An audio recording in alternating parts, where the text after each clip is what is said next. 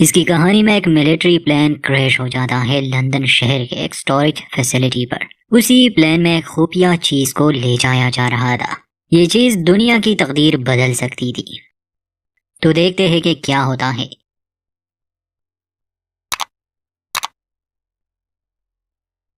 Film की कहानी शुरू होती है लंदन के एक स्टोरेज फैसिलिटी से। इसी वेयर हाउस में जैक नाम का एक लड़का भी काम करता था। अचानक से जमीन हिलने लगी और इन्हें एक तेज आवाज सुनाई दी। पास ही के बिल्डिंग से धुआं उठ रहा था। इन्हें लगा शायद बॉम्ब ब्लास्ट हुआ है। सुपरवाइजर की नजर अपनी गाड़ी पर पड़ी। जब वो बाहर आया तो देखता है कि उसकी कार पर प्लेन का टरबाइन गिरा हुआ है। वेयर हाउस में स्लाइडिंग डोर्स अपने आप ही बंद होने लगे। ये सब क्या हुआ कोई नहीं जानता। इसी बीच हमें लूसी नाम की एक औरत दिखाई जाती है जो अपने कुत्ते के साथ वॉक पर निकली थी। रास्ते में उसे प्लेन का मलबा मिला और जगह जगह आग लगी थी। वो घबरा गई। तभी उसका डॉग एक तरफ भाग जाता है। जब वो उसके पीछे गई तो उसे एक बॉक्स नजर आया जो शायद उस क्रैश हुए प्लेन में था। उसका डॉग एक वीरान बिल्डिंग में गया जहाँ किसी ने उसकी हत्या कर दी। और यही सीन कट। अब हम मिलते हैं चार्ली और उसके दोस्त मार्क से जो इस समय ट्रैफिक में फंसे हैं। हाल ही में चार्ली का अपनी गर्लफ्रेंड से ब्रेकअप हुआ है जिससे वो बहुत परेशान था। उसे वजह नहीं पता थी कि आखिर शैली यानी उसकी गर्लफ्रेंड ने उसे क्यों छोड़ दिया। रेडियो पर उस क्रैश प्लेन की खबरें चल रही थी मगर इस समय चार्ली अपने ही गम में डूबा हुआ था। प्लेन क्रैश के बाद इस इलाके को क्वारंटीन कर दिया जाता है। वजह नहीं बताई गई। चार्ली और मार्क असल में जा रहे थे उस स्टोरेज फैसिलिटी में जहाँ पर चार्ली का कुछ सामान था। वो उसे लेने जा रहा था। कुछ घंटों बाद चार्ली फाइनली वेयर हाउस पहुंचता है अपने सामान को लेने के लिए जो रिसेंट ब्रेकअप के बाद उसके पास रह गया था। वहां शैली की कार भी थी जिसमें किसी आदमी का कोट था और ये देखकर उसे बहुत गुस्सा आया मगर मार्क उसे शांत करता है। उस समय वेयर हाउस की सिक्योरिटी सिस्टम में कोई गड़बड़ थी इसलिए मेन गेट बार बार लॉक हो रहा था मगर जैक ने एक टेक्नीशियन को बुलाया था। कुछ समय के लिए जब गेट ओपन हुआ मार्क और चार्ली अंदर गए मगर फिर से गेट बंद हो गया। टेक्नीशियन जैक से कहता है कि इसे मैन सिस्टम से ही ऑपरेट करना होगा वरना पूरी रात ये ऐसे बंद और खुलता रहेगा। जैक बॉब नामी टेक्नीशियन को बेसमेंट में ले जाता है जहां वो देखता है कि एक वेंटिलेशन डक्ट का कवर टूटा हुआ है लेकिन वो ज्यादा ध्यान नहीं देता इस बात पर। जैक बॉब को सर्किट ब्रेकर दिखाकर वहां से चला गया। अब इसी वेयर हाउस के 3rd फ्लोर पर हमें शैली, उसकी दोस्त निकी और निकी का बॉयफ्रेंड क्रिस दिखाया जाता है जो शैली की मदद करने आए थे क्योंकि शैली भी अपना सामान लेने आई थी। इतने में मार्क और चार्ली भी वहां पहुंच गए। शैली इस ब्रेकअप से बहुत खुश थी मगर चार्ली नहीं था इसलिए वो वजह पूछता है मगर शैली कुछ नहीं बताती इसलिए दोनों की थोड़ी बहस हो जाती है। इसी बहस के दौरान अचानक से लाइट्स भी चली गई। वहाँ रिसेप्शन पर जैक इस सब से काफी तंग आ गया था। वो उस टेक्नीशियन से बात करने के लिए बेसमेंट में पहुंचा तो देखा कि बॉब तो सीढ़ियों में बैठा लाइटर जलाने की कोशिश कर रहा है। वो करीब पहुंचा तो उसके रोंगटे खड़े हो गए क्योंकि बॉब बुरी तरह घायल था। और ठीक उसी समय जैक को अंधेरे में एक प्राणी दिखा। डर के मारे जैक वहां से भाग गया। उसने खुद को एक कमरे में बंद कर दिया मगर वो प्राणी दरवाजा तोड़ने की कोशिश कर रहा था इसलिए जैक वहां भी नहीं रुका। 3rd फ्लोर पर क्रिस कहता है कि मुझे बहुत भूख लगी है इसलिए वो नीचे कुछ खाने के लिए गया। निकी शैली के साथ रुकी थी। इसी दौरान चार्ली और मार्क वेयर हाउस से बाहर निकलने की कोशिश कर रहे थे मगर ना तो कोई वहां था ना ही फोन काम कर रहे थे। दरवाजा भी लॉक था इसलिए बाहर जाना मुमकिन नहीं। अब इन लोगों को यहीं इंतजार करना होगा क्योंकि वो जैक नामी लड़का भी कहीं गायब था। निकी जब बाथरूम में थी तो 2 बार उसे कुछ महसूस हुआ। क्रिस उस समय बाहर उसका इंतजार कर रहा था। वो एक रूम में जाता है जहाँ बहुत सारे पुतले थे। वहीं पर क्रिस को डरा हुआ जैक मिला। वो क्रिस को बार बार कह रहा था कि हमें यहाँ से निकलना होगा वरना वो हमें मार देगा। इससे पहले कि क्रिस कुछ समझ पाता वो प्राणी क्रिस के सामने ही जैक को खींच लेता है।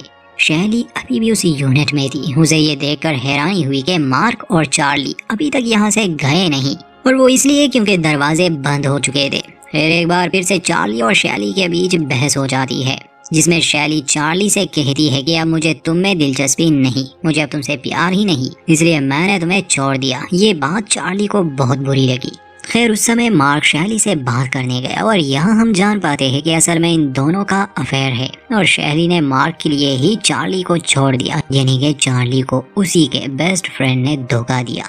तभी निकी यूनिट में चार्ली के पास आती है और क्रिस के बारे में पूछती है। चार्ली कहता है कि उसने क्रिस को नहीं देखा और ये भी बताता है कि वो वापस इसलिए आए क्योंकि वेयरहाउस अब लॉक हो चुका है और निकलने का कोई रास्ता नहीं। अचानक एक तेज आवाज पूरे वेयरहाउस में सुनाई दी। सब बाहर आए तो चार्ली ने मार्क और शैली को देखा। शैली कपड़े पहन रही थी जिससे वो समझ गया कि चल क्या रहा है, बल्कि अब तो वो ये भी जान गया कि शैली का मार्क के साथ काफी समय से चक्कर चल रहा था। वो बहाने से जब जाती तो मार्क से ही मिलने जाती। ये जानकर चार्ली को बहुत अफसोस हुआ। निकी को भी इस बारे में नहीं पता था। शैली की इस हरकत से वो भी बहुत नाराज हुई। चार्ली वहाँ से दूर चला जाता है और निकी उसे संभालने आती है।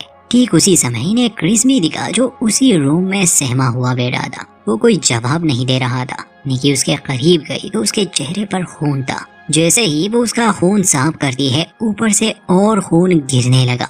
चार्ली वेंट में देखने के लिए जाता है तब उसे जैक काफी बुरी हालत में दिखा जिसे देखकर वो डर गया। इतने में मार्क और शैली भी वहां आ गए। इन लोगों को कोई अंदाजा नहीं था कि यहाँ चल क्या रहा है और जैक की वो हालत किसने की।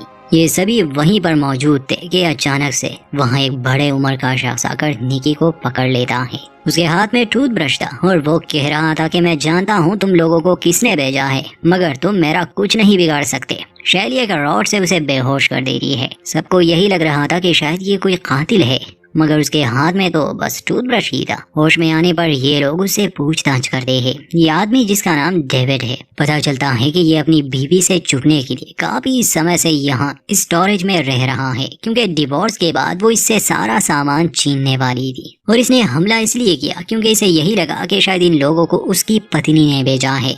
इन्हीं बातों के दौरान इन्हें फिर से एक भयानक आवाज सुनाई दी। चार्ली निकी को केबिन का दरवाजा बंद करने के लिए कहता है और वो डर के मारे तुरंत दरवाजा बंद कर देती है, मगर लाइट्स के ऑफ होते ही वो प्राणी दरवाजे को तोड़ने की कोशिश कर रहा था। क्रिस इतना डर जाता है कि वो उस कमरे से ही बाहर निकल गया, जो कि सबसे बड़ी गलती थी क्योंकि उसका सामना उसी एलियन प्राणी से हुआ। क्रिस का दिल जोरों से धड़क रहा था। वो एलियन उसका दिल ही निकाल लेता है। असल में ये एलियन जीव उस प्लेन के एक बॉक्स में बंद था जो यहाँ पास में क्रैश हुआ। अब ये एलियन यहीं फंस गया है। डेविड सभी को टनल्स के जरिए अपने केबिन में ले जाता है और ये जानकारी देता है कि मैं काफी समय से न्यूज सुन रहा हूँ। प्लेन क्रैश के बाद शहर के हालात काफी बिगड़ गए हैं। अथॉरिटीज ने सेंट्रल लंदन के एक्सेस ब्लॉक कर दिया है और टैंक्स भी भेज दिए हैं, लेकिन वो एग्जैक्ट थ्रेट के बारे में कुछ नहीं बता रहे। डेविड कहता है कि मेरे हिसाब से ये प्राणी एक एलियन है जो क्रैश प्लेन में ट्रांसपोर्ट हो रहा था। जैक को भी उसी ने मारा। मार्क डेविड से पूछता है कि हम तुम पर विश्वास क्यों करें, तुम खुद कई महीनों से यहाँ स्टोरेज में रह रहे हो। तब चार्ली पूछता है कि अगर तुम्हारी बात सच है तो हमें क्या करना चाहिए। डेविड के हिसाब से निकलना ही बेहतर होगा यहाँ से, मगर दरवाजे तो लॉक है। तब चार्ली को याद आता है कि यहाँ जो टेक्नीशियन काम कर रहा था उसके हाथ में एक डिवाइस थी, उससे वो दरवाजे खोल सकते हैं। डेविड जानता था कि वो उन्हें बेसमेंट में ही मिलेगा, मगर इसमें खतरा बहुत था क्योंकि बाहर वो एलियन खुला घूम रहा था। डेविड को इस इमारत का चप्पा चप्पा मालूम था क्योंकि वो वेंट के जरिए एक यूनिट से दूसरे में जाता रहता। बेसमेंट उनसे 5 फ्लोर्स नीचे था। वेंटिलेशन सिस्टम के जरिए एक फ्लोर से दूसरे फ्लोर पर जाना पॉसिबल नहीं और इनके पास कोई हथियार भी नहीं, मगर उसका कहना था कि पास के यूनिट्स में शायद हथियार हो। डेविड के कहने पर ये वेंटिलेशन के जरिए आसपास के यूनिट्स को देखने लगे। इन्हें हथियार तो नहीं मिलते, बस कुछ पटाखे मिल जाते हैं, वॉकी टॉकी और एक क्रूबार, जिसे ये बैग में डालकर वापस आने लगे। मगर वेंट पर एलियन का हमला हुआ। मार्क पहले ही ऊपर चढ़ चुका था, मगर चार्ली अभी भी वहाँ फंसा था। एलियन वेंट के चादर को कपड़े की तरह पाट देता है। ये देखकर मार्क इतना डर गया कि उसे वहीं छोड़कर वापस से डेविड के यूनिट में आ गया। लड़कियां जब चार्ली का पूछती है तो वो बताता है कि वो नहीं रहा, एलियन ने हमला किया। ये बात उन्हें बिल्कुल अच्छी नहीं लगती। फिर अब डेविड के कहने पर इन लोगों को बेसमेंट की तरफ जाना था ताकि दरवाजे खोल सके और यहाँ से निकल सके। दूसरी तरफ हम देखते हैं कि चार्ली अभी भी जिंदा है। वो हॉलवे में था कि तभी वो एलियन उसके पीछे आया। एलियन चार्ली को मारने ही वाला था कि वो टेडी बियर उसके सामने कर देता है। एलियन ने उसके 2 टुकड़े कर दिए। अब इससे पहले कि एलियन चार्ली के भी 2 टुकड़े कर देता, तभी बॉक्स से एक टॉय डॉग गिर जाता है जिसने एलियन का ध्यान अपनी ओर आकर्षित किया। चार्ली को मौका मिल जाता है वहाँ से भागने का। तभी वो अपने दोस्तों के पास पहुँच गया। वैसे ये दोस्त तो नहीं है, दुश्मन है। बाकी लोग चार्ली को देखकर खुश थे और शैली का मार्क पर से भरोसा उठ गया कि वो कितना मतलबी है। चार्ली सबको निकलने की सलाह देता है क्योंकि वो खतरनाक एलियन आस पास ही था। ये बेसमेंट की ओर भागने लगे मगर एलियन इन तक पहुंच जाता है। डेविड बाकी सबसे कहता है कि तुम लोग जाओ यहाँ से, मुझे पता है इस एलियन को कैसे रोकना है। डेविड को उस एलियन से डर नहीं लगता था। वो कहता है कि तुम्हारी शक्ल बिल्कुल मेरी बीवी जैसी है। वो एलियन को गालियां भी देने लगा। एलियन पहले तो उसे बुरी तरह घायल कर देता है और फिर उसका सर ही कुचल देता है।